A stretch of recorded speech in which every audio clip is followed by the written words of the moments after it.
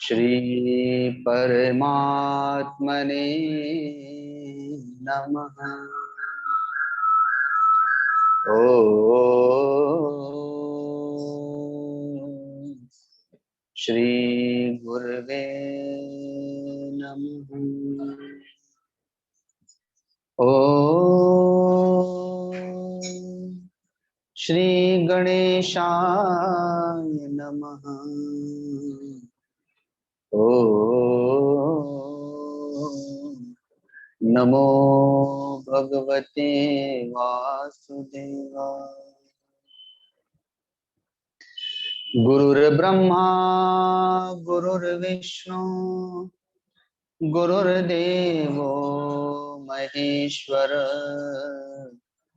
गुरुर्साक्षात् परम ब्रह्म तस्मै श्री गुरुवे नमः। अखंडमंडलाकारं व्याप्तं येन चराचरं तत्पदं दर्शितं येन तस्मै श्री गुरुवे नमः। ध्यानमूलं गुरुर्मूर्ति, पूजामूलं गुरुर्पदं, मंत्रमूलं गुरुर्वाक्यं, मोक्षमूलं गुरुकृपा। मोक्षमूलं गुरुकृपा। एक भजन के माध्यम से प्रारंभ करेंगे।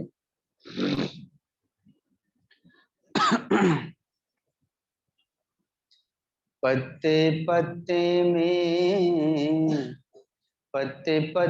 में है झांकी भगवान की, किसी सूझ वाली आँख ने पहचान ली। पत्ते पत्ते में है झांकी भगवान की, किसी सूझ वाली आँख ने पहचान ली। पत्ते पत्ते में, पत्ते पत्ते में नामदेव ने पकाई रोटी कुत्ते ने उठाई। नामदेव ने पकाई रोटी कुत्ते ने उठाई। पीछे घी का कटोरा लिए जा रहे, पीछे घी का कटोरा लिए जा। प्रभु रोके ही ना खाओ, थोड़ा घी तो लेते जाओ। प्रभु रोके ही ना खाओ, थोड़ा घी तो लेते जाओ। क्यों रूप तुम मुझे से छिपा रहे, क्यों रूप तुम मुझे से छिपा। तेरा मेरा एक नूर फिर काहे को हुजूर, तेरा मेरा एक नूर फिर काहे को हुजूर। तूने शकल बनाई है शान की, काहे शकल बनाई है शान की। किसी सूझ वाली आँख ने पहचान ली, किसी सूझ वाली आँख ने पहचान। पत्ते पत्ते में है झांकी भगवान की, किसी सूझ वाली आँख ने पहचान ली। किसी सूझ वाली आँख ने। सूझ मीरा की निराली पी गई जहर की प्याली। सूझ मीरा की निराली पी गई जहर की प्याली। ऐसा गिरधर बसाया हर श्वास में, ऐसा गिरधर बसाया हर श्वास में। आया जब काला नाग, बोली धन्य मेरे भाग। आया जब काला नाग, बोली धन्य मेरे भाग। प्रभु आए काले नाग के लिबास में। प्रभु आए काले नाग के लिबास। सुनो सुनो करतार कारे कृष्ण मुरार। सुनो सुनो करतार कारे कृष्ण मुरार। यह महिमा जगत पालनहार की। यह महिमा जगत पालनहार की। किसी सोझ वाली आँख ने पहचान ली। किसी सोझ वाली आँख ने। पत्ते पत्ते में है झांके भगवान की।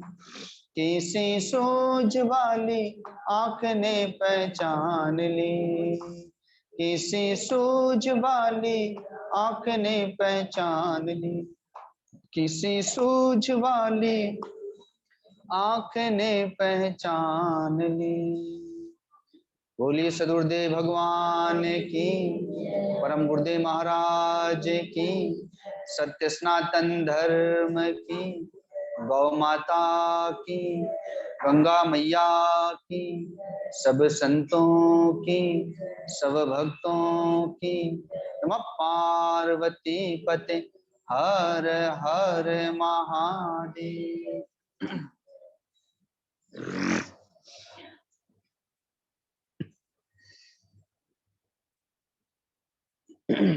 धरती पर जो मिट्टी है,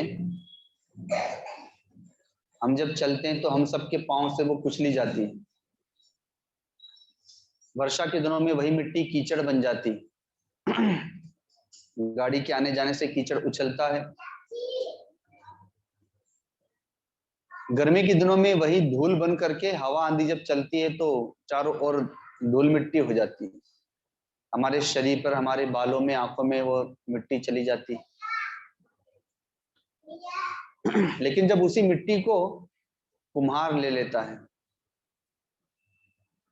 कुछ भाग को जब कुम्हार लेता है तो अपने पांव से उसे सानता है जल डालकर। इसके उपरांत चाक पर मिट्टी चढ़ाता है, आकृति प्रदान करता है। अर्थात मटके की आकृति, कलश की आकृति, दीपक की आकृति। अभी दीपावली का समय है तो दीपक घर घर में जलाए जाते हैं। तो वही मिट्टी का दीपक बन गया, कलश बन गया, मटके बन गए। अब वह उसे बना देने के उपरांत थपकी मार करके उसे पीटता है। एक हाथ भीतर रखता है और दूसरे हाथ से ऊपर से पिटाई करता है, मजबूत करने के लिए, गोलाकार आकृति देने के लिए। उसके उपरांत फिर अग्नि में उसे पकाता है, तपाता है। अब वह मिट्टी पक कर मटके का रूप धारण कर ली, कलश और दीपक का रूप धारण कर ली। गर्मी के दिनों में जब बहुत जोरों की प्यास लगती है तो वही मिट्टी का, मटके का जल पीते हैं, तृप्ति हो जाती है। पहले तो वो मिट्टी हमारे पांव से कुचली जा रही थी, कीचड़ बन जा रही थी, कभी धूल बन करके हमारी आंखों में, बालों में उड़ रही थी। अब वही मिट्टी मटके का रूप धारण कर ली है और माताओं के मस्तक पर धारण की जाती है। कलश के रूप में, कलश पूजन होता है, उसमें धारण की जाती है। दीपक के रूप में मंदिरों में, घर के आंगन में उसे प्रज्वलित किया जाता है, उसमें घी बाती डाल करके।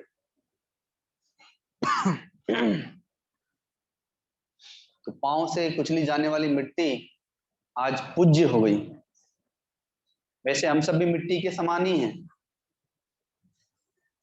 जितने भी विषयी जीव हैं, पशु पक्षियों के समान, कीट पतंगों के समान जीवन जीने वाले, खाना पीना सोना सोना जागना, तो हम भी तो मिट्टी हैं, पतित हैं। संस्कारों के द्वारा कुचले जा रहे हैं, हमारी क्या गिनती है। कीट पतंगे मरते जीते रहते हैं, उन्हें कोई नहीं पूछता, वैसे हम भी मरते जीते रहते हैं, कोई नहीं पूछता। घर वाले कुछ दिनों तक याद करते हैं, उसके बाद वो भी भूल जाते हैं। लेकिन इन्हीं पतित जीवों में से सदगुरु जिसका चयन कर ले कुम्हार के समान, तो वह एक आकृति प्रदान करता है। पहले सेवा लेता है तन से, तपस्या कराता है तन से, भजन कराता है मन से, और धीरे धीरे एक आध्यात्मिक स्वरूप प्रकट होता है, आध्यात्मिक आकृति प्रदान करता है। धीरे धीरे हमारे मन को, हमारी बुद्धि को, हमारे चित्त को, हमारे अहंकार को सजाता है, संवारता है, अर्थात आध्यात्मिक बनाता है। एक दिव्य रूप प्रकट होता है, आध्यात्मिक रूप। अब वही जो पतित था अब भक्त बन गया, अब वह साधक बन गया। तो पारस तो लोहे को स्पर्श करता है तो सोना बनाता है, लेकिन संत तो संत बनाता है। जो पतित जीव था अब वह पतित पावन जीव हो गया, परम पावन जीव हो गया, अब जीव भी नहीं रह गया।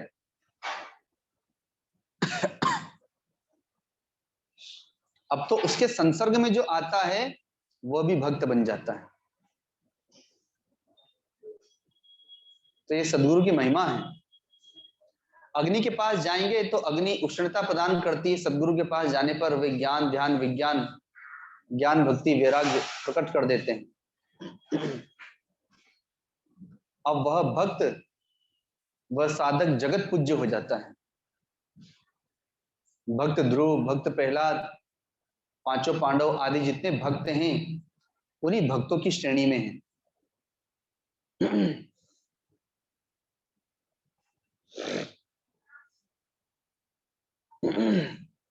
ऐसे ही और भी कई प्रकार की उपमाएं दी गई। आप कोई लोहा लेकर के लोहार के पास गए, आपने कहा कि हमें इसमें से कुल्हाड़ी बना दो। अब वो उस लोहे के टुकड़े को जलती हुई प्रज्वलित अग्नि में डाल देता है। लोहार की धोकनी होती है, धोकनी में डाल देता है।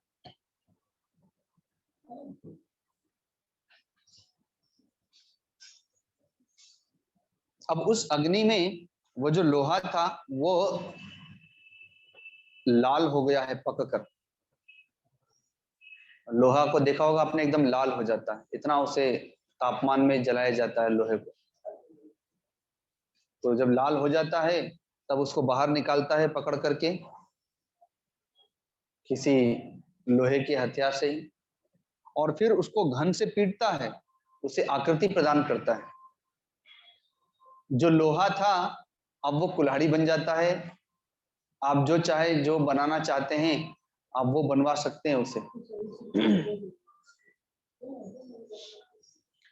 वैसे ही हम सब भी बेकाम के लोहे के समान ही हैं, लेकिन जब सदगुरु की शरण में जाते हैं तो वो हमें भक्ति में पकाते हैं, ज्ञान में पकाते हैं, वैराग्य में पकाते हैं, और हमें एक आकृति प्रदान करते हैं, आध्यात्मिक आकृति प्रदान करते हैं। ये सदगुरु की महिमा है। वे पतित पावन हैं, उनकी शरण में जाने पर पतित से पतित भी पावन हो जाता है।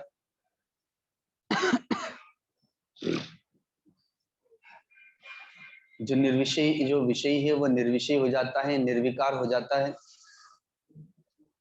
अज्ञान के अंधकार इसके दूर हो जाते हैं सदगुरु के ज्ञान रूपी प्रकाश से।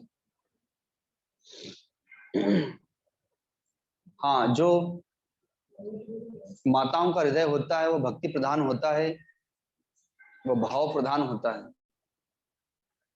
भगवती मीरा, भगवती शबरी आदि, इनका हृदय भक्ति भावमय है, प्रेम भावमय है, गोपियों के समान।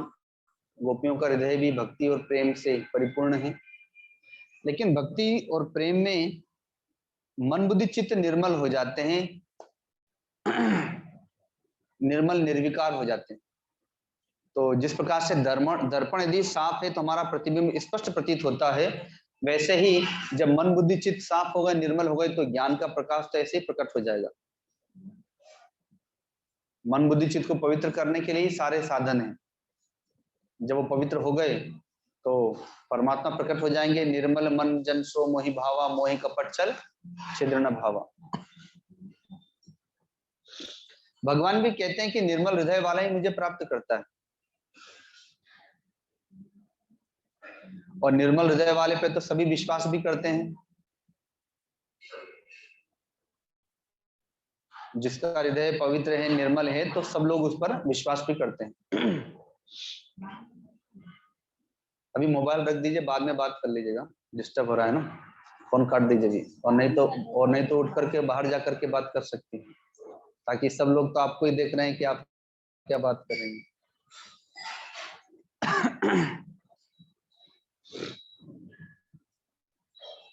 सत्संग से भी मन बुद्धि चित्त पवित्र होते हैं।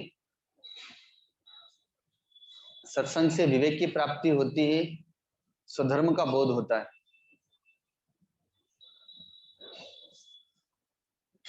कई बार ये दृष्टांत दिया जा चुका है, एक बार फिर से दृष्टांत को देते हैं। एक परिवार में 7 पुत्र हैं। धीरे धीरे करके एक एक पुत्रों का विवाह हुआ, 6 पुत्रों का विवाह हो गया। बड़ा परिवार, बड़ा मकान, नगर सेठ हैं वे। 6 पुत्रों का विवाह कर दिए, 6 बहुएं आ गई, धीरे धीरे बाल बच्चे हुए और परिवार में वृद्धि हो गई। ज्यादा परिवार होता है, ज्यादा बर्तन होते तो खनखनाट हो ही जाते हैं, जैसे रसोई में बर्तन खनखनाट कर रहे हैं। ज्यादा बर्तन होते तो खनखनाट होती है, वैसे ही ज्यादा बड़ा परिवार रहता है तो कहीं ना कहीं तो खनखनाट होती है। तो वैसे ही होने लगी बहुओं में आपस में। तो सब अपने अपने पतियों को शिकायत करती हैं कि हम इतना काम नहीं करेंगे। अब इतना बड़ा मकान है, 2 बहुएं झाड़ू लगाएं तो घंटों तक केवल झाड़ू लगाती रह जाएं। जो भोजन रोटी बनाए, तो आप सोचिए इतना बड़ा परिवार तो कितनी रोटी बनाना पड़ेगी। और जो बहू कपड़े धोए, तो इतने बड़े परिवार के सारे कपड़े, तो सब जा करके अपने अपने पतियों को कहने लगी, सास ससुर के पास तो कोई बोलेगा नहीं, तो अपने पतियों से कहती है कि भाई हमसे तो इतना काम नहीं होगा, सुबह से शाम तक बस काम ही करते रहो, तो हम तो केवल अपने बाल बच्चों का कर लेंगे, इसलिए अब कुछ आप ही उपाय निकालें। अलग अलग हो जाते हैं, बंटवारा कर लेते हैं। तो पति ने पहले तो बहुत समझाया, जब नहीं माने तो वो धमकियां देने लग गई, नहीं मानेंगे तो घर चली जाएंगे, मायके चली जाएंगे, जहर खा लेंगी। तो पति ने कहा कि अब तो समस्या का समाधान तो कुछ दिखाई नहीं दे रहा, तो माता पिता के पास गए। माता पिता धर्मात्मा हैं, नगर सेठ भी हैं, भजनानंदी हैं, धर्मात्मा हैं। उन्होंने जब समस्या सुनी तो विचार किया कि क्या उपाय किया जाए। कहा गया है शुभस्य शीघ्रम, अर्थात यदि शुभ विचार आ रहा हो तो उसे तुरंत पालन कर देना चाहिए, क्योंकि पता नहीं बाद में वो विचार बदल जाए तो। और अशुभ विचार आ रहा हो तो उसको टालते रहने का प्रयत्न करते रहना चाहिए, हो सकता है टालते टालते चला ही जाए। तो उन्होंने सोचा कि किसी प्रकार से प्रयत्न करना चाहिए, तो क्या प्रयत्न करें। तो समस्या भाई यही नहीं कि घर में ज्यादा काम पड़ रहा है, तो कोई बात नहीं, घर में नौकर चाकर रख लेते हैं, रोटी बनाने वाला, कपड़े धोने वाला, बर्तन मांजने वाला, घर में नौकर चाकर होने लगे। सारा काम नौकर चाकर ही कर रहे हैं।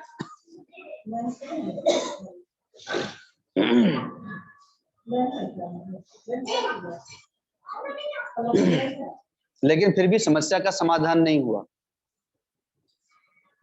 थोड़े दिन तक तो ठीक रहा सब, पर अब बैठे बैठे खाएंगे तो शरीर में रोग हो जाएंगे, जैसा कि आजकल हो रहा है। तो धीरे धीरे क्या हुआ कि अब कुछ काम तो है नहीं, क्योंकि घर में सब नौकर चाकरी कर रहे हैं। अब जिसकी जो इच्छा होती है नौकर से बनवा के खा लेते हैं। अब सोना और खाना दो ही काम रह गया, बच्चों का ध्यान रखना बस। तो शरीर में रोग होने लग गए। और मन का रोग नहीं, तन का रोग मन पर भी असर करता है। अगर तन हमारा बीमार हो तो धीरे धीरे मन भी क्षुब्ध हो जाता है, अशांत हो जाता है। तो वही हुआ कि सबके शरीर में, किसी में ब्लड प्रेशर, किसी में शुगर, किसी में माइग्रेन, किसी को कुछ रोग होने लगा। तो अब वो शरीर का रोग मन में प्रवेश किया तो मन भी डिस्टर्ब सा रहने लगा। तो थोड़ी छोटी बात पर भी आपस में फिर विवाद होने लगा, और फिर वापस वही समस्या खड़ी हो गई। अपने अपने पतियों को जाकर के फिर कहने लगी। पति ने समझाया लेकिन समस्या का समाधान नहीं हुआ। तो फिर वापस अपने माता पिता के पास गए सारे लोग। माता पिता ने सोचा अब क्या किया जाए, फिर समस्या आ गई है। तो अब उन्होंने एक उपाय उन्हें सूझा कि भाई अभी अगर हम बंटवारा कर देते हैं, अलग अलग कर देते हैं, तो 6 पुत्रों का विवाह तो हो गया, पर 7वां पुत्र तो बाकी है अभी। तो उसको रोटी कौन देगा? इसलिए उसकी भी शादी हो जाएगी कुछ महीनों में, उसके बाद फिर देखा जाएगा, बंटवारा कर देंगे। तो बहुओं ने सोचा कि चलो इतने दिन से सहन तो कर ही रहे हैं, थोड़े दिन और सहन कर लेते हैं। कुछ महीने के उपरांत छोटे पुत्र का विवाह भी हो गया, और इस प्रकार 7 का विवाह हो गया। लेकिन संयोग से जो 7वीं बहू आई वो सत्संग के परिवार की थी, अर्थात उस घर में संतों का आना जाना था। उसके माता पिता उसे सदगुरु के पास ले जाते थे, वो सत्संग सुनती थी। तो सत्संग से स्वधर्म का बोध होता है। क्या स्वधर्म का बोध? आप बेटी हैं तो बेटी का धर्म क्या है? आपकी शादी हो गई तो आप पत्नी हो गई, तो पत्नी का धर्म क्या है? आप बहू बन गई तो बहू का धर्म क्या है? आपके बाल बच्चे हो गए तो आप माँ बन गई तो माँ का धर्म क्या है? वो सत्संग से पता चलता है। तो वह सत्संगी परिवार की थी, इसलिए उसको अपने स्वधर्म का बोध था। अतः इस कारण से जब वह विवाह होकर के अपने ससुराल में आई तो उसने 1-2 दिन तो पहले देखा कि भाई इस परिवार में कौन कौन से नीति नियम है, यहाँ का आचार विचार व्यवहार क्या है, यहाँ की परंपराएं क्या है। थोड़ा समय तो लगता ही, नए घर में आए तो उसको समझने बूझने में। हम अपने घर पर जब रहते हैं तो वहाँ का आचार विचार व्यवहार हमें पता है, लेकिन जब दूसरे घर गए तो वहाँ का तो कुछ भिन्न होगा। तो 1 दिन तक वह देखती है सबको। तो उसने देखा घर में कोई कुछ नहीं करता है, सब नौकर चाकरी करते हैं। 1-2 दिन तक तो वो चुपचाप देखती रही। तीसरे दिन से उसने झाड़ू उठाया और अपना झाड़ू लगाना शुरू कर दिया मकान में।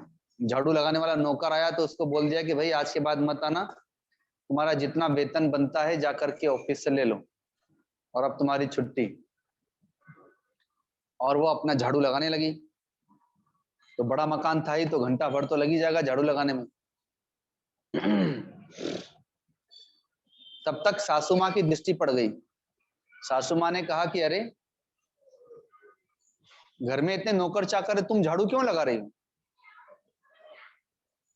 और अभी तुम नई बहू हो, घर में मेहमान भी है, लोग कहेंगे कि देखो अभी बहू आई नहीं और उसको काम पे लगा दिया, झाड़ू लगवा रहे हैं उससे। तो ये तुम सब ये काम क्यों कर रही हो? तुम छोड़ दो, नौकर चाकर है वही लोग करेंगे। तो वो कहती है कि माँ मैं कोई काम नहीं कर रही हूँ, मैं तो सेवा कर रही हूँ, ये मेरी सेवा है। मेरे गुरुजी ने कहा कि तुम वन में जाकर के तपस्या तो कर नहीं सकती, माँ शबरी तो बन नहीं सकती, न तुम नदियों के तट पर गुफाओं में जाकर के भजन कर सकती हो, तपस्या कर सकती हो, इतनी सामर्थ्य है नहीं। तो तुम्हें परमात्मा की प्राप्ति कैसे होगी?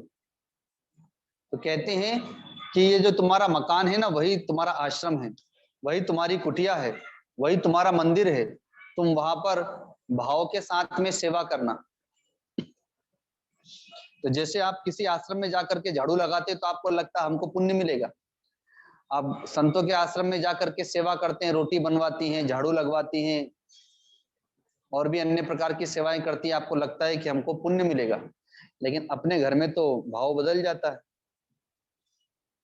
तो वो कहती है कि मेरे गुरुजी ने कहा है कि ये गृहस्थ आश्रम है और मेरी यही सेवा है, यही साधना है, आखिर और कौन सी साधना करूंगी। तो इसलिए मैं तो सेवा कर रही हूँ और इस सेवा से परमात्मा प्रसन्न हो जाएंगे, सेवा की भाव से करूंगी तो, और मुझे यहीं पर भगवान मिल जाएंगे। माँ शबरी ने क्या किया था?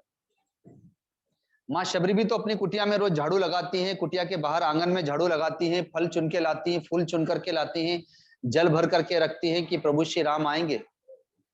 तो भगवान की याद में, भगवान की प्रतीक्षा में वो नित्य प्रति यही तो करती हैं।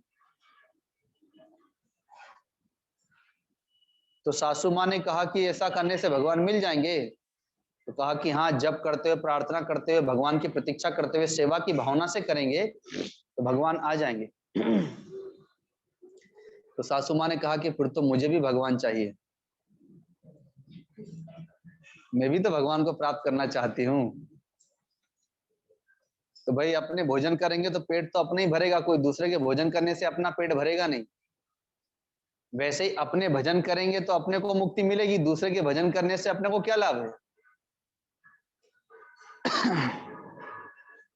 तो सासू माँ ने ऐसा सोच करके दूसरा झाड़ू उठाया और वो भी झाड़ू लगाने लगी। सास बहू दोनों झाड़ू लगा रही हैं। अब झाड़ू का काम पूरा हो गया तो वो कपड़े धोने और बर्तन मांजने वाला नौकर जो आता था उसकी छुट्टी कर दी और दोनों सास बहू मिलकर के कपड़े धोने लगी। तो तब तक दूसरी बहू जो थी वो उठ गई। उसने देखा तो आकर के सासू माँ से कहा कि अरे माँ, ये क्या कर रही हो, घर में इतनी बहुएं हैं और आप कपड़े धो रही हैं, और घर में इतने नौकर चाकर है, बताइए मेहमान सब घर में आए हैं, लोग देखेंगे तो क्या कहेंगे कि देखो इतनी बहुएं हैं, इतने नौकर चाकर है और फिर भी सेठानी कपड़े धो रही है। तो ये काम आप मत करिए। अभी हम बता देती है, वो नौकर को बोलती हैं। तो सासू माँ ने कहा अरे मैं कोई काम नहीं कर रही हूँ, मैं तो सेवा कर रही हूँ, और इस सेवा से भगवान मिल जाएंगे, मुक्ति मिल जाएगी। और वही बात जो बताई थी वो सारी बात उन्होंने उन बहुओं को समझा दी। तो बहुओं ने भी सुना तो कहा कि मुक्ति तो हमको भी चाहिए। मुक्ति किसको नहीं चाहिए। बस एक एक करके सारी बहुएं भी सेवा पर लग गई, सारे नौकर चाकरों की छुट्टी हो गई। तो सेवा करने से, तपस्या करने से शरीर शुद्ध होता है। शरीर में जो रोग होता है ना, दो कारणों से होता है। एक तो असंयम के कारण से, आप संयम नहीं करते हैं तो इसलिए आपके शरीर में रोग हो जाता है, और दूसरा पूर्व जन्मों के पापों के कारण से। तो जब आप सेवा करते हैं या तपस्या करते हैं तो आपका संयम ऐसे ही हो जाता है, और पूर्व जन्म के पाप भी क्षीण होने लगते हैं, तो रोग कहाँ रहेंगे फिर। तो वैसे ही सबसे पहला फल तो यह मिला कि सारी बहुएं जो रोगी हो गई थी, सबका शरीर धीरे धीरे स्वस्थ होने लगा सेवा करने से। और दूसरा, सब मिल करके, आपस में मिल करके सेवा कर रही हैं, तो इसलिए सुबह लगती हैं तो 2-3 घंटे में ही सारा काम हो जाता है। अब 7 बहुएं आपस में मिलकर करें तो कितना काम आपस में कर सकती हैं। तो दोपहर में अब उनके पास भी खा पी करके आराम करने के बाद भी भजन करने का समय मिल जाता है। रोज घंटा 2 घंटा सब मिल करके भजन भी कर लेती है, और फिर उसके उपरांत शाम की सेवा में फिर लग जाती है। इस प्रकार से वो परिवार स्वर्ग बन गया। हम लोग राम दरबार की उपासना करते हैं। भगवान श्री राम के दरबार में भगवान श्री राम, भगवती सीता सिंहासन पर बैठे हैं, लक्ष्मण जी, भरत जी, शत्रुघ्न जी उनकी सेवा में है, हनुमान जी चरणों में हैं। तो संयुक्त परिवार की पूजा होती है जगत में, बिखरे हुए परिवार की पूजा नहीं होती। भगवान श्री राम का जो परिवार है, वो राम दरबार है, वो संयुक्त परिवार है, तभी तो उसकी उपासना हो रही है और सब में प्रेम है। तो वैसे ही वह परिवार जो बिखर रहा था वह अब स्वर्ग बन गया। और सबकी भक्ति ज्ञान और वैराग्य में भी वृद्धि हुई। तो वैसे ही हम सबका भी परिवार है, वैसे ही अब हमें देखना है कि हम उसमें सेवा करते हैं कि काम करते हैं। सेवा की भावना से करते हैं कि काम की भावना से करते हैं। काम की भावना से करेंगे तो थक जाएंगे, बोझ लगेगा, कहेंगे कि रोज रोज बस यही काम है। और सेवा की भावना से करेंगे तो आपका चित्त शुद्ध होता जाएगा, आपका वो भजन माना जाएगा। जैसे माँ शबरी सेवा करती हैं तो उनका वो भजन है। एक शिष्य अपने गुरु की सेवा करता है और परमात्मा को प्राप्त कर लेता है, और हम जीवन भर माता पिता की सेवा करते हैं, सास ससुर की सेवा करते हैं, बाल बच्चों का पालन पोषण करते हैं, लेकिन हमारा उद्धार नहीं होता चित्त का, क्योंकि हम सेवा की भावना से नहीं करते, यज्ञ की भावना से नहीं करते। भगवान हमारे भाव को ही परिवर्तित करने के लिए कहते हैं। गोपियों ने परमात्मा को प्राप्त किया तो क्या उन्होंने काम सब छोड़ दिया था क्या? आप लोगों से ज्यादा काम करती थी गोपियां। गांव में रहने वाली माताओं के पास तो बहुत ज्यादा काम होता ही है। सुबह जल्दी उठना, जल्दी उठ करके गायों का दूध दूहना, चारा पानी करना, उसके उपरांत जमुना जी में जाती थी स्नान करने के लिए। यहाँ बाथरूम थोड़ी थी उनके पास में कि बस नल चलाया और पानी आ गया। स्नान भी करना, वहीं वस्त्र भी धो करके आना, और भोजन बनाने के लिए सिर पर जल भी लेकर के आना। जो मटके में जल भर करके लाएंगी उसी से अपना भोजन बनाएंगी। फिर चूल्हा चौका करना, बाल बच्चों को, सास ससुर को, पति को भोजन बना करके देना, और दही बिलोना, मक्खन निकालना। आजकल तो मशीन चल गई है, लगा के छोड़ दिया, बस तुरंत थोड़ी देर में मक्खन अलग। तो कितना परिश्रम था। लकड़ियां लेके आना, गायों के गोबर के गोईठा उपले बनाना, गैस चूल्हा थोड़ी था पहले। तो दिन भर कार्य करती रहती थी, लेकिन फिर भी परमात्मा को प्राप्त करती हैं वो, क्योंकि भगवान से प्रेम करती हैं, भगवान की भक्ति करती हैं। इसलिए घर में रह करके भी परमात्मा को प्राप्त कर लेती हैं।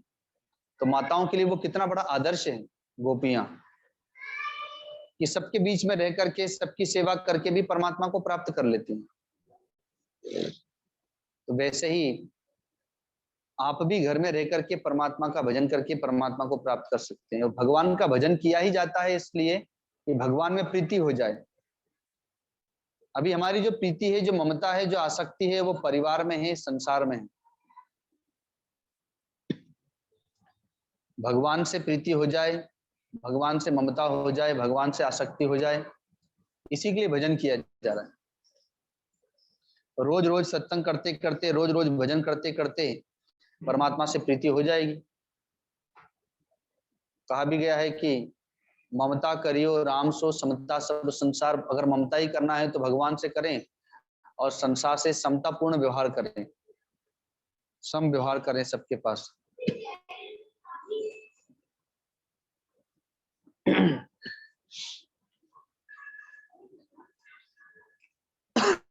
यज्ञार्थात कर्मणोत्तर लोकोयम कर्म बंधन। भगवान कहते हैं हमारा कर्म यज्ञ बन सकता है, भाव के साथ करते हैं। हम नित्य ही एक ही कार्य करते हैं। माताओं का तो नित्य का एक ही कार्य है, प्रसाद बनाना, बाल बच्चों का पालन पोषण आदि करना, जो भी गृह कार्य है उसे हम यज्ञ बना सकते हैं, भगवत भावना से करते हैं तो। अभी कुछ दिन पूर्व राजस्थान गए थे, पीछे के सत्संग में बताया भी था ये विषय, और वहां पर भी हमने देखा, शेखपुरा में भी। अब तो सभी घर घर की कहानी हो गई है कि सुबह में 8 बजे 9 बजे जलपान करते हैं लोग, तो वो भी भोजन ही है, भोजन को ही कहते हैं कि हमने जलपान किया। उसके बाद 3 बजे 4 बजे आप लोग फिर भोजन करते हैं, फिर रात को 7 8 बजे 9 बजे फिर भोजन करते हैं। तो अगर परिवार में 4-5 सदस्य भी हैं तो बच्चे को विद्यालय जाना है, वो अलग समय खाता है, पति को ऑफिस जाना है, वो अलग समय खाता है, सास ससुर अलग समय खाते हैं, तो जो भोजन बनाने वाली उसका तो सारा दिन रसोई में बीतता है, और सबकी खाने के लिए सबका अलग अलग कहते हैं, हमको तो ये सब्जी खाना है, हमको तो ये खाना है, तो इसलिए सुबह से शाम तक तो उनका रसोई में समय बीतता है। तो जब राजस्थान में था तो मैंने वहां पर देखा कि सारा समय माताओं का रसोई में बीतता है। रसोई से निकले, भोजन किया और थोड़ा विश्राम किया, तब तक कोई आ गया तो अब उनको भोजन कराना है, क्योंकि गर्मा गर्म बना के खिलाना है, रोटी तो सब्जी को गर्म कर देना है। स्कूल से पढ़ करके आया बेटा, अब उसको भोजन करके गर्म करके देना है, तब तक उससे खिला पिला करके फ्री होती हैं कि तब तक पति आ जाता है, चाहे सास ससुर कह देते हैं, कोई कदाचित कोई मेहमान आ गया। तो मैंने देखा कि राजस्थान में गर्मी भी बहुत पड़ती है, और उस गर्मी में आप लोग का रसोई तो कोई बहुत बड़ा होता नहीं, छोटा सा रसोई होता है। तो अच्छा, उसमें भी अब बैठने वाली रसोई तो समाप्त हो गई, अब तो खड़े होने वाली रसोई हो गई, तो दिन भर खड़े ही रहना है उसमें।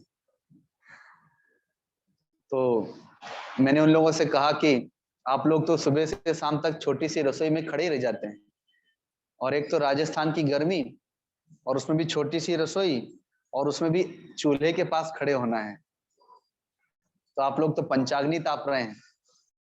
आप लोगों को पता है महात्मा लोग पंचाग्नि तापते हैं, ऐसे महात्मा भी होते हैं। मैंने भी देखा उनको ऋषिकेश में गंगा जी के तट पर रेत थी, गंगा जी के तट पर रेत होती है, तो उस रेत में, तपती हुई रेत में वो बैठे हुए थे। अब कैसे बैठे थे, तो अपने चारों तरफ उन्होंने आग जला ली, उस अग्नि के भीतर में वो बैठे हुए थे। अग्नि उनको जला नहीं रही थी, केवल वो ताप लग रहा था अग्नि का। चारों तरफ उन्होंने आग जला रखी थी, नीचे से रेत तप रही थी और चारों ओर से अग्नि तप रही थी, और ठीक दोपहर का समय था, सूर्य आकाश में तप रहा था। और फिर उसके उपरांत कंबल ओढ़ करके, गर्मी के दिनों में कंबल ओढ़ करके माला लेकर के जप कर रहे थे। इसको कहते हैं पंचाग्नि तापना। तो मैंने भी उन माताओं से कहा कि आप लोग भी पंचाग्नि ताप रही हैं, कि राजस्थान की गर्मी और छोटी सी रसोई, और उसमें भी अग्नि के पास ही खड़े रहना है। तो बहुत सारे महात्मा, खड़ेश्वरी महात्मा होते हैं जो खड़े होकर तपस्या करते हैं। भक्त ध्रुव ने भी खड़े होकर तपस्या की, वैसे आप लोग भी सुबह से शाम तक खड़ी रहती हैं। साधना काल में महात्मा भी, साधक भी सर्दी गर्मी को, भूख प्यास को सहन करते हैं।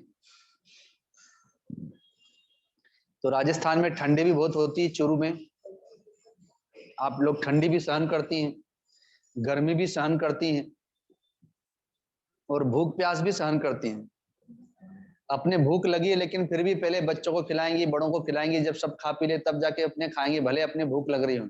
तो भूख भी सहन करती हैं, प्यास भी सहन करती हैं, सर्दी गर्मी भी सहन करती हैं, और मान अपमान भी सहन करती हैं। अगर बढ़िया भोजन बन गया तो थोड़ी सी प्रशंसा हो जाती है, तो मान भी सहन करो और अपमान भी सहन करो। अगर बढ़िया भोजन नहीं बना, किसी दिन तेल ज्यादा हो गया, या नमक ज्यादा हो गया, मिर्च ज्यादा हो गई, तो फिर ताने सुनने को मिलेंगे कि अभी तो इसको भोजन ही बनाने नहीं आता है, इसकी माँ ने इसको यही सिखाया है।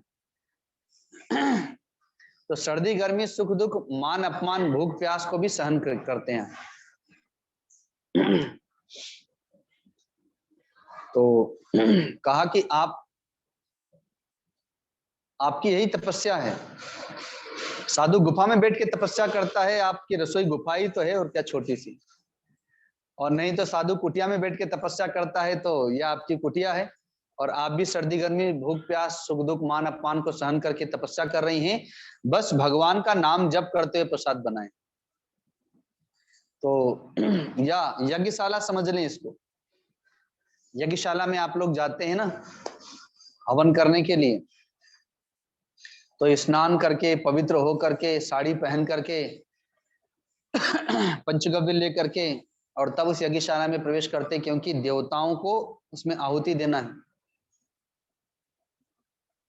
तो वैसे ही कहा कि आप लोगों की ये यज्ञशाला है, इस यज्ञशाला में पवित्र होकर के प्रवेश कीजिए, क्योंकि यहाँ भगवान को भोग लगाने के लिए प्रसाद बनाया जाता है। इस भावना से प्रसाद बनाइए, तो आपको यज्ञ का फल यही प्राप्त होगा। आपको भी वही फल प्राप्त होगा, तपस्या करने का, जो महात्मा को तपस्या और साधना करने का फल प्राप्त होता है। आपके घर में ही भगवान आएंगे, आपके घर में ही संत आएंगे।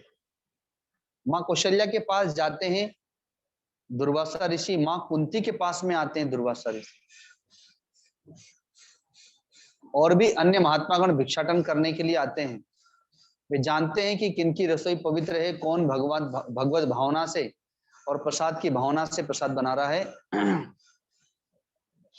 बहुत समय पहले की बात है, गुरुदेव सत्संग में दृष्टांत कई बार दे चुके हैं, दिया करते हैं।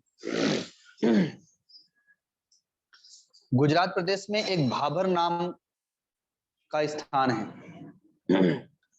वहां की गौशाला बड़ी प्रसिद्ध है। तो गुरुदेव को वहीं पर जाना था, और फिर वे वहां से राजस्थान जाने वाले थे। तो पहले मोबाइल आदि नहीं हुआ करते थे, तो जिस घर में जाना था गुरुदेव को, संयोग से उस घर के जो माता पिता थे, उनको कोई अत्यंत आवश्यक कार्य आ गया, इस कारण से उनको अहमदाबाद आना पड़ा। उनकी 4 बेटियां और 1 बेटा है, जिनमें 2 बेटियों की शादी हो चुकी थी, 2 बेटियां घर पर थी। तो माता पिता भक्त थे, उन्होंने कहा कि देखो घर में संत आएंगे तो उनकी बढ़िया से सेवा करना, किसी बात की दिक्कत ना हो। हमें बहुत जरूरी काम आ गया है, कह देना, तो इसलिए हम लोग तो अहमदाबाद जा रहे हैं। और वो सत्संगी परिवार है, संत सेवा उनके यहाँ होती रहती है, इसलिए घर में सबको संस्कार प्राप्त था। वे लोग निश्चिंत होकर के माता पिता दोनों चले गए अहमदाबाद। बेटा भी अहमदाबाद में था, 2 बेटियों की शादी हो चुकी थी, 2 बेटियां घर पर थी। तो गुरुदेव अपने एक साधक के साथ में वहां पर आए, तो दोनों बेटियों ने स्वागत किया।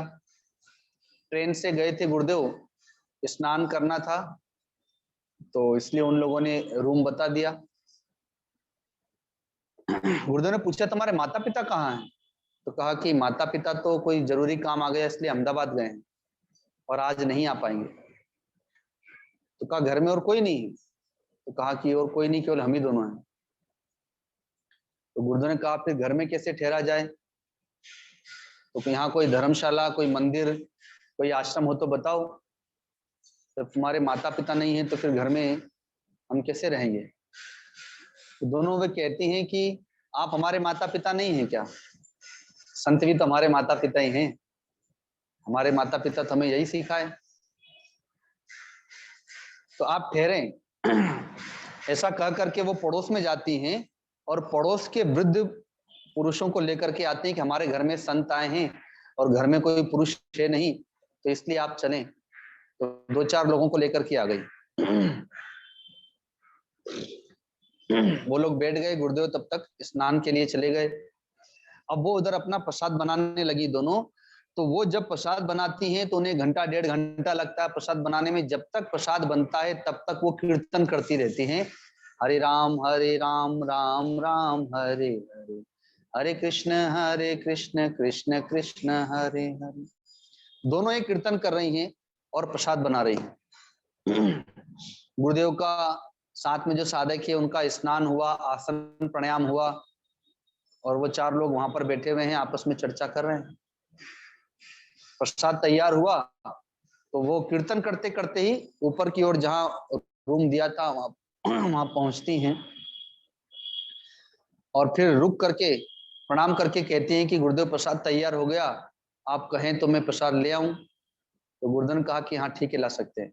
अब फिर कीर्तन करते करते ही नीचे उतरती, केवल बात करते समय कीर्तन रुकता है और कीर्तन चलता रहता है।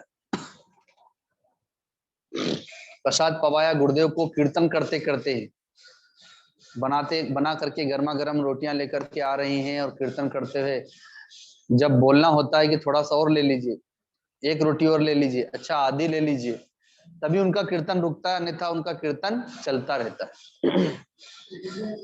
जब प्रसाद पूरा हो गया तब जाकर के उनका कीर्तन पूरा हुआ, अर्थात तब जाकर के कीर्तन बंद हुआ।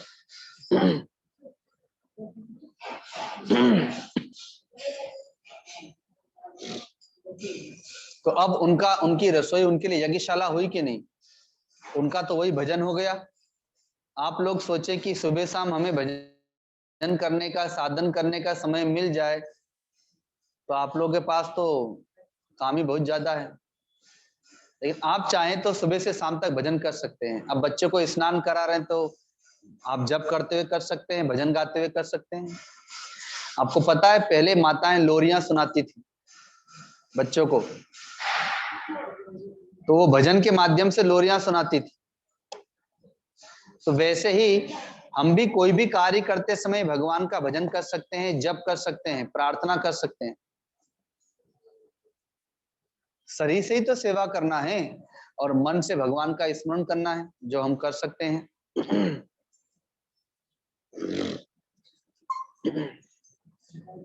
तो जिन बच्चियों ने गुरुदेव को प्रसाद इस प्रकार से पवाया था, अब तो वो बड़ी हो गई, उनका विवाह भी हो गया, उनके बाल बच्चे भी हो गए। तो संयोग से अहमदाबाद में उन लोगों के घर जाना हुआ गुरुदेव के साथ में। तो उन लोगों को सुंदरकांड पूरा याद हो गया है, रामायण, हनुमान चालीसा पूरा याद है, और रामायण की भी बहुत सारी चौपाइयां याद हो गई, केवल ऐसे ही याद हो गई। भोजन बनाते समय उन्हें गाना है, कभी हनुमान चालीसा गा लिया, कभी सुंदरकांड गा लिया, और प्रसाद भी बना रहे। अब 1 घंटा तो प्रसाद बनाने में लगी जाएगा, तो इसलिए 1 घंटे में तो सुंदरकांड पूरा हो जाएगा। परिणाम ये हुआ कि उसका वह संस्कार उनके बच्चों में आया। जब हम लोग वहां गए तो उसके बच्चे थे 2.5 साल के, 2 जुड़वा बच्चे हुए थे, एक लड़का था एक लड़की था। वो 2.5 साल के बच्चे तो अभी बोलना सीखते हैं, और वो 2.5 साल के बच्चों ने बिना देखे हनुमान चालीसा गा करके सुना दिया गुरुदेव को। क्योंकि वो रोज रात को सोने से पहले अपने बच्चों को लेकर के बैठती है, संस्कार उसके पास है वही बचपन का, और 11 बार हनुमान चालीसा करती है, तब जाकर के वो सोती है। तो सारे बच्चे, 4 बच्चे उसके, 2 छोटे थे जो जुड़वा थे, सारे बच्चे को 11 बार हनुमान चालीसा करना है, तब जाकर के सोना है। तो छोटे बच्चों को याद हो गई, बड़ों को तो याद होना ही, लेकिन छोटों को भी 2.5 साल के बच्चों को याद होना कठिन है। तोतली भाषा में गा रहे थे दोनों।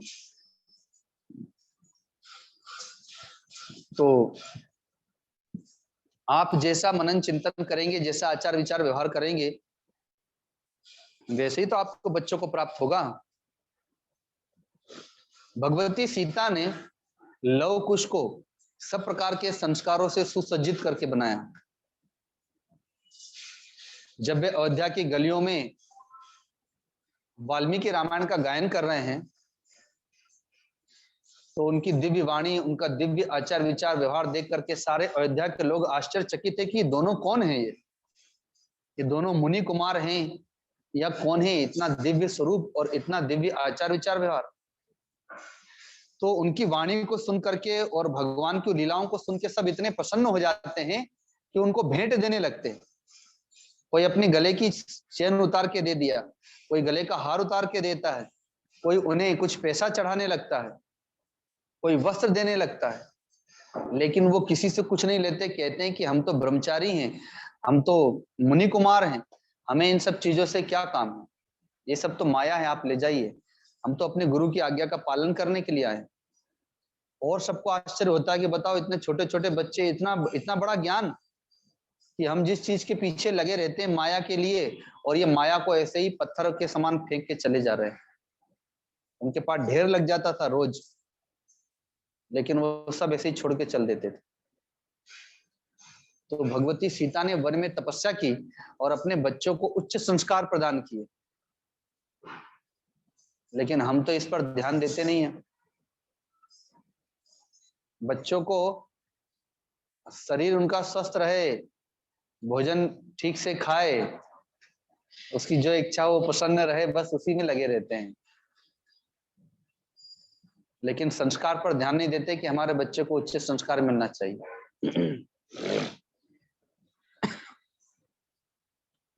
अब एक छोटा सा दृष्टांत देख करके वाणी को विराम देते हैं कि किस प्रकार से उच्च संस्कार देना चाहिए। पहले भी कई बार ये दृष्टांत दिया, आज पुनः सुनेंगे। एक माता पिता का इकलौता पुत्र, और वो माता पिता बड़े धनवान। एक दिन पिता ने अपने पुत्र को एक सिक्कों की गठरी दी और कहा कि लो, ये मेरे मित्र को दे करके आओ। नाम बताया कि मेरा वो मित्र है, उसको दे के आओ, मैंने उनसे लिया था, तो अब वापस दे करके आओ। तो वो अपने एक झोले में रख करके और ले करके उसे चल दिया। रास्ते में उसको उसके मित्र मिले, तो मित्रों को देख करके रुक गया और सब आपस में मिल करके हंसी मजाक करने लगे। होटल में गए, चाय नाश्ता किया, और आजकल जो बड़े लड़के हो जाते हैं, कॉलेज में पढ़ने लगते हैं, तो सिगरेट भी पीने लगते हैं। सब लोग नहीं, लेकिन बहुत से बच्चे भी अब इस लाइन में आ जाते हैं। चाय नाश्ता किया, सिगरेट आदि पान गुटखा खाया। अब जब पैसे देने की बारी आई तो उसी बालक ने पैसे दिए और उसने अपने जेब से न निकाल करके उसी गठरी में से पैसे निकाल के दे दिए, और वो फिर वहां से आगे बढ़ा। अब उस गठरी को अपने पिता के मित्र को दे दिया उसके घर जा करके। तो पिता के मित्र बड़े बुद्धिमान थे, उन्होंने कहा, बेटे को बिठा लिया और घर वालों को कहा इनको थोड़ा चाय नाश्ता कराओ। भीतर जा करके उसने सारे सिक्कों को गिन लिया, और जब गिना तो देखा कि इसमें तो कुछ सिक्के कम हैं।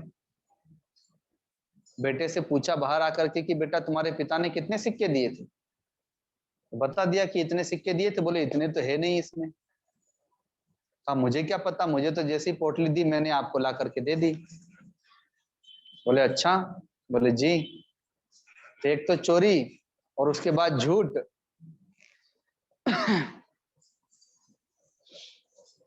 अब कुछ दिनों के बाद संयोग से दोनों मित्र आपस में मिले। उस बालक के पिता और पिता के मित्र एक कहीं पर व्यापार के काम से गए थे, दोनों की भेंट हुई। तो उसके मित्र ने कहा कि देखो, तुमने मुझे कितने सिक्के दिए थे? तो कहा जितने आपने लिए थे उतने सारे दे दिए। बोले उतने तो उसमें नहीं थे, कुछ सिक्के कम थे। तो कहा कि अच्छा, सिक्के कहाँ गए? तो कहा कि देखो, आपके पास भी पैसे की कमी नहीं, मेरे पास भी कोई कमी नहीं है। अगर 2 4 5 10 सिक्के कम हो भी गए तो मुझे कोई फर्क पड़ेगा नहीं, और आपने अगर रख भी लिया, नहीं दिए, तो आपको भी कोई फर्क पड़ेगा नहीं। लेकिन मुझे जहां तक शंका है कि वो सिक्के आपके बेटे ने निकाले हैं, और इसका मतलब है कि आपको पता नहीं है, तब तो वो चोरी हो गई। और आज अगर उसने 10 रुपए चुराए हैं तो कल के दिन 200 चुराएगा, किसी दिन 2000 चुराएगा, और ये संस्कार आगे बढ़ेगा तो फिर लाखों की चोरी भी होगी। तो इसलिए बेटे में गलत संस्कार ना आ जाए, इसलिए आप थोड़ा ध्यान रखिएगा। कहा अच्छा अच्छा ठीक है। शाम हुई, पिता घर लौट करके आए, बेटे को बुलाया, कहा बेटा, मैंने तुम्हें सिक्के दिए थे, इतने सिक्के अच्छी तरह से गिन के दिए थे, लेकिन वहां तो इतने सिक्के पहुंचे नहीं, तो बताओ सिक्के गए कहाँ? पुत्र ने कहा पिताजी, मुझे क्या पता, मुझे तो जैसे आपने पोटली दी थी मैंने ले जाके दे दी। अब सिक्के कम हुए तो मुझे उसमें क्या पता, आपने या तो गिनती गलत की हो या उन्होंने ही कम बताया हो आपको। पिता ने कहा कि नहीं, मैंने तो अच्छी तरह से गिन के दिया है और मेरे मित्र झूठ नहीं बोल सकते हैं, तो तुम बताओ तुमने उन सिक्कों का क्या किया? वो बोलने, मैंने सिक्के निकाले नहीं, करने की क्या बात है। अब पिता ने को क्रोध आ गया कि झूठ बोलता है, और दिया एक चांटा घुमाकर। जब चांटा पड़ा तो माँ ने सुन लिया, बच्चे की माँ ने दौड़ती हुई आई, अरे अरे क्या कर रहे हैं, 10 रुपए के लिए बेटे पर हाथ उठा दिया। कहा तुम चुप रहो, तुम बीच में मत बोलो। फिर पूछा बेटे से, बेटा फिर झूठ बोले? तो फिर उन्होंने चांटा मारा, तब तक पत्नी बीच में आ गई, तो 1 2 चापट उसमें भी रख दिए, और क्रोध में आकर के अपने रूम में चले गए, दरवाजा बंद कर लिया अंदर से। अब माँ बेटे दोनों बैठ करके रो रहे हैं। थोड़ी देर तक रोने के बाद तो मन हल्का हो ही जाता है ना।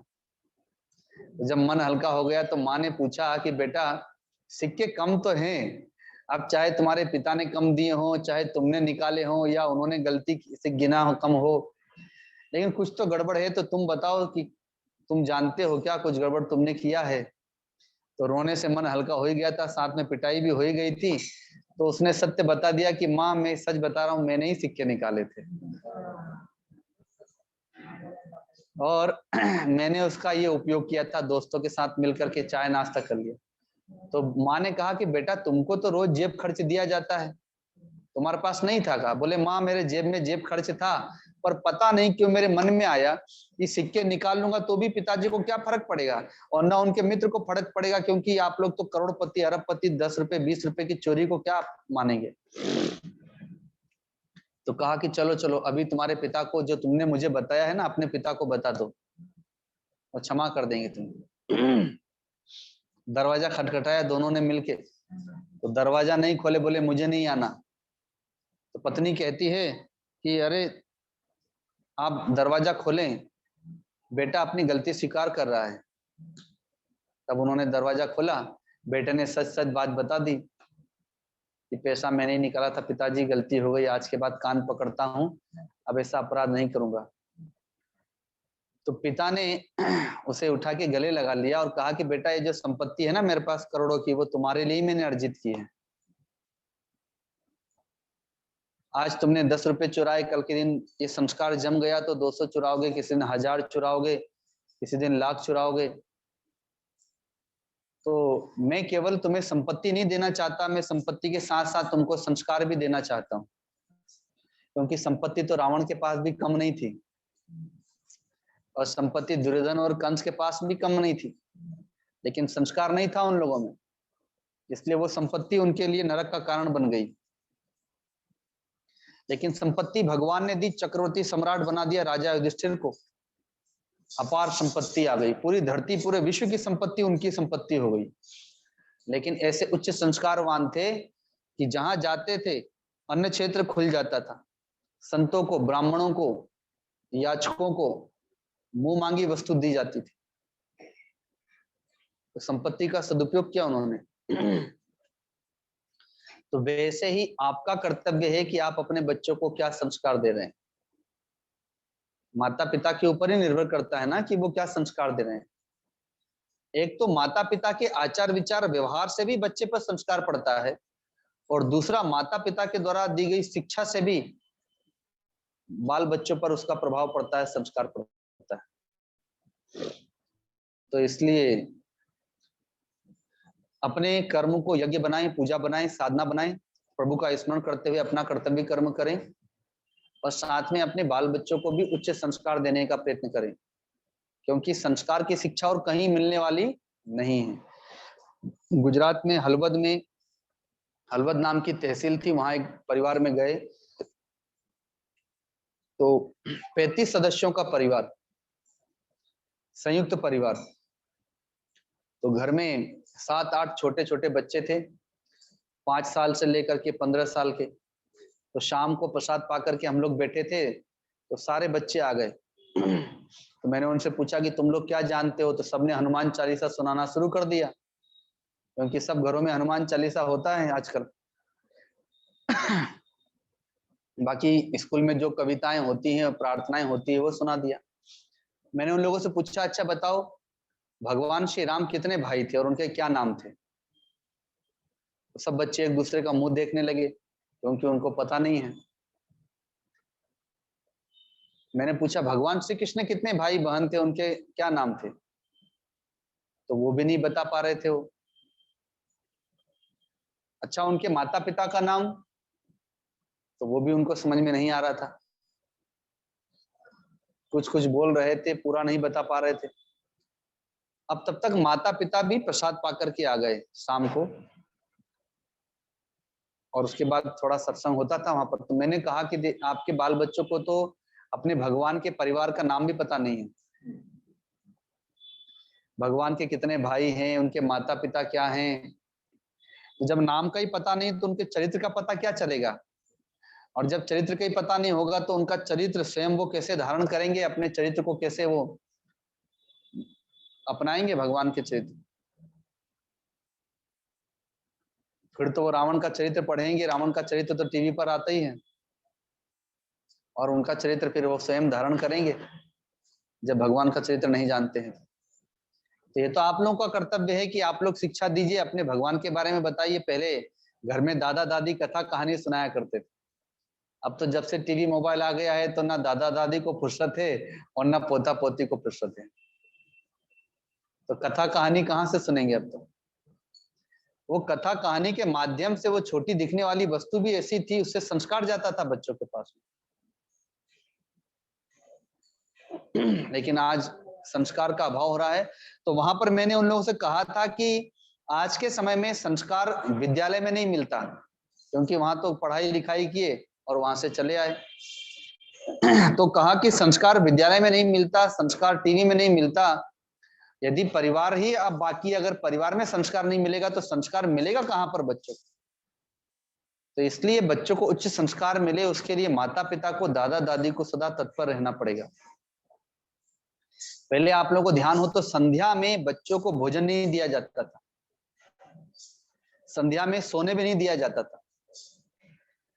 संध्या में कहा जाता था अभी धूप दीप कर लेने दो, अभी अभी संध्या हुई है, ये प्रेत का समय है, प्रेत गण विचरण करते हैं, अतः अभी संध्या में भोजन नहीं मिलेगा। लेकिन आज के समय जब इच्छा हुई तब खाने को दे दिया, जब इच्छा हुई तब सोने दिया उसको। संध्या में भी बच्चों को सुला देते हैं, संध्या में भी खिला देते हैं, जो इच्छा हुई सो खिला देते हैं। उसके पेट पर क्या असर होगा, उसके शरीर पर क्या असर होगा, बस वो रोना नहीं चाहिए। जिद कर रहा है, रो रहा है तो दे दो। अब भले बाद में रोगी हो जाए, दवाई करते रहो। अरे एक बार रोएगा, दो बार रोएगा।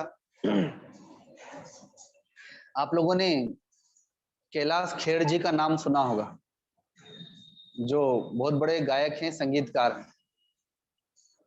अभी कुछ महीनों पहले ऋषिकेश में आए थे वो, गुरुदेव के दर्शन करने के लिए। तो वहां पे उन्होंने भजन भी गा करके सुनाए। तो उन्होंने कहा गुरुदेव मेरा एक ही बेटा है, 11 साल का हो गया हो, आज तक मैंने उसको मोबाइल नहीं दिया। मेरी एक ही शर्त है कि बेटा जब तुम बड़े हो जाओगे, समझदार हो जाओगे, तभी तुमको मोबाइल मिलेगा और जो चाहोगे वो वाला मोबाइल मिलेगा। लेकिन तब तक तुम मेरी आज्ञा का पालन करो, अभी मोबाइल मत मांगो। वो बचपन से ही बेटे को सिखाया। तो बताइए जो सेम सारे मीडिया में छाए हुए हैं, वो अपने बच्चे को मीडिया से कितना दूर रखते हैं, क्योंकि वो जानते हैं कि ये मीडिया अर्थात मोबाइल क्या है, टीवी क्या है। इसलिए अपने बच्चे को उच्च संस्कार देने के लिए वो दूर रखे हुए इन सब चीजों से। तो अब यहीं पर सत्संग को विराम देंगे एक छोटे से भजन के माध्यम से। हरि शरणम हरि शरणम हरि शरणम हरि शरणम हरि शरणम हरि शरणम हरि शरणम। यही एक मंत्र है प्यारा, हरि शरणम हरि शरणम। यही एक मंत्र है प्यारा, हरि शरणम हरि हरि शरणम हरि शरणम हरि शरणम हरि। पिता की देख निष्ठुरता, नहीं प्रहलाद घबराया। पिता की देख निष्ठुरता, नहीं प्रहलाद घबराया। लगाया प्रेम से नारा, हरि शरणम हरि शरणम। लगाया प्रेम।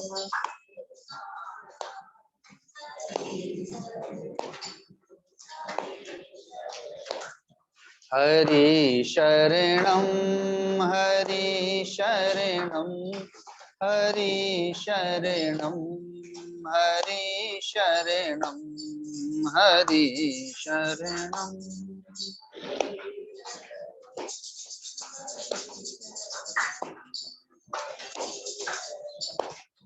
भरे दरबार में जब द्रौपदी की लाज जाती थी, भरे दरबार में जब द्रौपदी की लाज जाती थी, विकल होकर के उचारा हरि शरणम हरि शरणम, विकल होकर के उचारा हरि शरणम हरि हरि शरणम हरि शरणम हरि शरणम हरि शरणम हरि शरणम हरि शरणम हरि शरणम। यही एक मंत्र है प्यारा, हरि शरणम हरि शरणम। यही एक मंत्र है प्यारा, हरि शरणम हरि शरणम हरि शरणम हरि शरणम। बोलिए सदगुरुदेव भगवान की, परम गुरुदेव महाराज की, सत्य सनातन धर्म की, गौ माता की, श्री गंगा मैया की, सब संतों की, सब भक्तों की। मां पार्वती पते हर हर महादेव।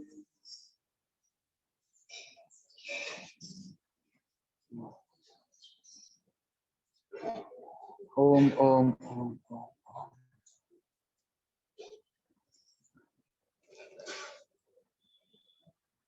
प्रसाद लेके आएंगे बांटने के लिए।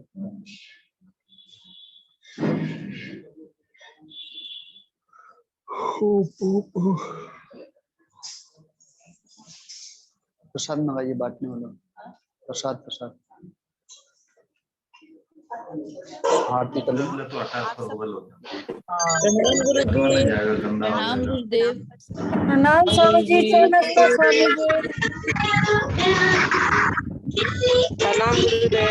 स्वामी जी मिलकर जयकारा लगाएं। प्रणाम स्वामी जी। बोली सब कोई सदगुरुदेव भगवान की जय, गौ माता की जय, मैया की जय, माता की जय, संतों की जय। प्रणाम सबको, प्रणाम प्रणाम बाबा। प्रणाम बाबा। स्वामी जी।